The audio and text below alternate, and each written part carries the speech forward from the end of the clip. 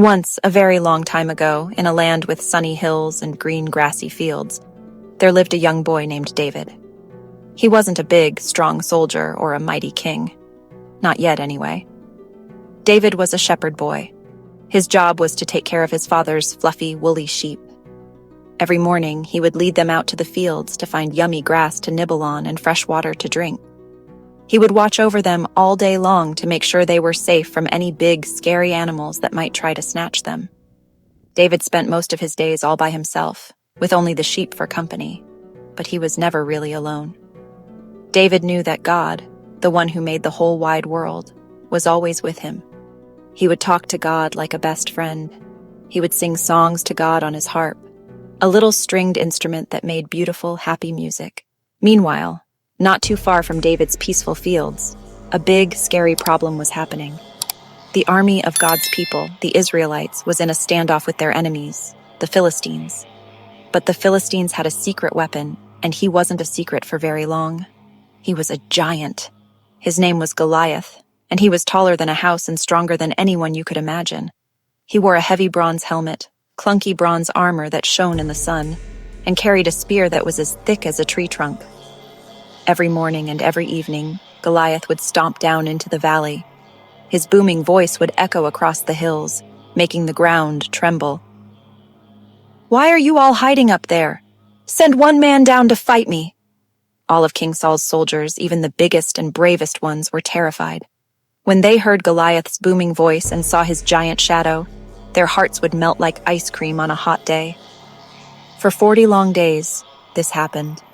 40 days of Goliath shouting and 40 days of the army hiding.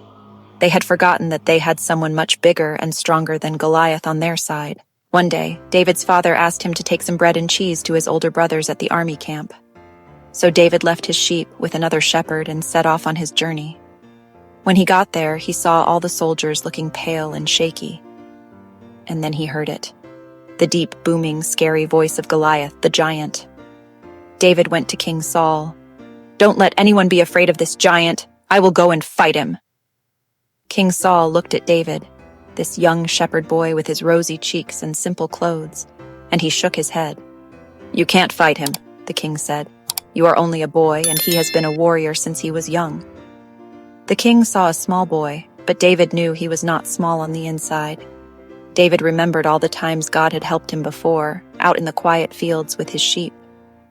"When I am watching my father's sheep, sometimes a lion or a bear comes to steal a little lamb, but I go after it. The Lord God who rescued me from the paws of the lion and the paws of the bear, he will rescue me from the hand of this giant." David wasn't bragging about how strong he was. He was telling the king about how strong God was. David's heart was full of God's promises, like secret treasures that made him brave. The Bible tells us about these wonderful promises that David knew so well. One is in Psalm 23:4. "Even though I walk through the darkest valley, I will fear no evil, for you are with me." Think of it like this. A super dark, spooky hallway at night. You don't have to be scared if your dad is holding your hand. Isaiah 41:10. "So do not fear, for I am with you. Do not be dismayed, for I am your God. I will strengthen you and help you. I will uphold you with my righteous right hand." It's like God whispering, "Don't you worry, I am right here. I am your God, and I will make you strong. I will help you. I will hold you up with my super strong hand so you won't fall." 1 Samuel 17:47. "It is not by sword or spear that the Lord saves, for the battle is the Lord's." This means God doesn't need big swords or pointy spears to win. He can win with anything or even with nothing at all. The fight wasn't David's, it was God's. David was God's chosen helper. These verses were more than words. They were truth, the secret weapon in his heart that made him stronger than the giant. King Saul tried to put his own heavy armor on David, but it was too big and clunky. It didn't fit. David took it off. He didn't need a king's armor because he was already wearing God's armor. It was an invisible armor made of faith and trust, and it was stronger than any bronze or iron in the whole world. So, with the king's blessing and a heart full of God's promises, David walked down to the little stream that trickled through the bottom of the valley. He wasn't in a hurry. He wasn't panicking. He calmly bent down and looked for the perfect stones. He needed stones that were smooth and round, the kind that would fly straight and true from his slingshot. He reached his hand into the cool, clear water and felt around. 1.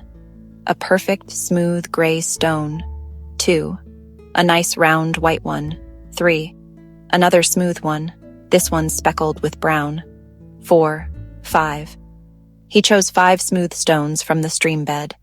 With his 5 stones in his bag and his trusty sling in his hand, he was ready. He had everything he needed for the most important battle of his life. When Goliath the giant saw David walking toward him, he couldn't believe his eyes. He thought it was a joke. He looked at this young boy with no armor and no sword, and he felt insulted. "Am I a dog?" he bellowed, his voice like thunder. "That you come at me with sticks?" The giant looked down at David and laughed. He cursed David and made fun of his God. But David was not scared. He did not back down. He did not even flinch. He looked right up at that big, mean giant and shouted back, his voice clear and strong so everyone could hear. "You come against me with a sword and a spear and a javelin, but I come against you in the name of the Lord Almighty, the God of the armies of Israel, whom you have defied." David continued shouting, telling the giant exactly what was going to happen. "This day the Lord will deliver you into my hands, and the whole world will know that there is a God in Israel."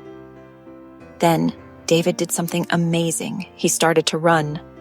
He didn't run away from the giant. He ran toward the giant. He was taking the fight to the problem.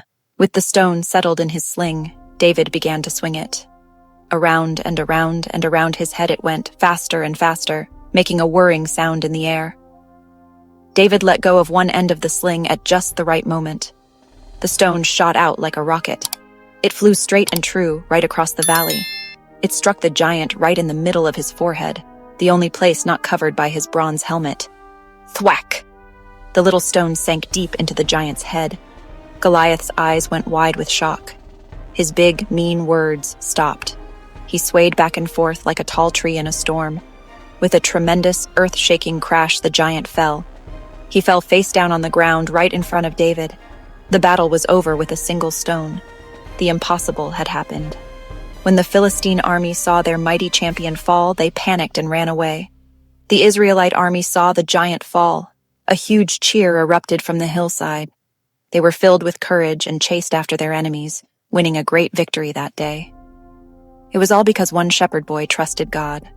David, the boy nobody thought important, had saved the nation. It's not about how big you are on the outside, but how big your faith is inside. This story teaches us that when we feel small, God can make us strong. It teaches us to have courage because God is with us. And it teaches us we can face the giants in our lives, test at school, trying something new, standing up for what is right.